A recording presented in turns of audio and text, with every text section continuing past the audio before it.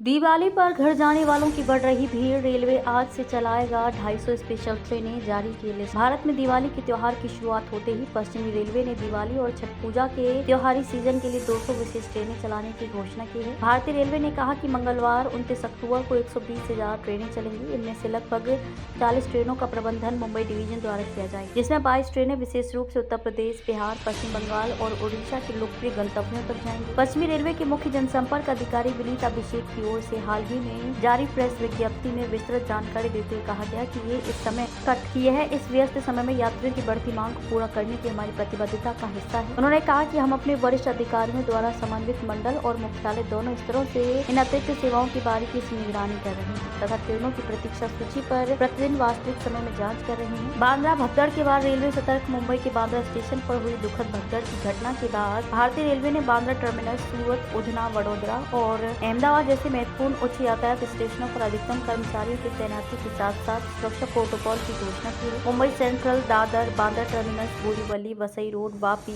वलसाड़, उधना और सूरत सहित मुंबई डिवीजन के प्रमुख स्टेशनों पर 8 नवंबर 2024 तक प्लेटफॉर्म की बिक्री अस्थायी रूप से प्रतिबंधित कर दी गई। इस उपाय का उद्देश्य भीड़ को नियंत्रित करना और स्टेशन क्षेत्रों के भीतर सुचारू आवाजाही को सुविधाजनक बनाना है। प्रमुख रेलवे स्टेशनों पर भीड़ का प्रबंधन। विनीत अभिषेक ने इस बात पर जोर दिया कि पश्चिमी रेलवे ने इन स्टेशनों पर भीड़ को कुशलतापूर्वक प्रबंधित करने के लिए सक्रिय कदम उठाए हैं। बांद्रा टर्मिनस पर ईस्ट सर्कुलेटिंग एरिया में 370 वर्ग मीटर का एक विशाल होल्डिंग एरिया बनाया गया है, जिसमें 700 यात्री बैठ सकते हैं। पर्याप्त रोशनी, पंखे, पानी के फव्वारे और शौचालयों से सुसज्जित इस क्षेत्र में यात्रियों को ट्रेन के शेड्यूल के बारे में अपडेट रखने के लिए सार्वजनिक घोषणा प्रणाली भी है।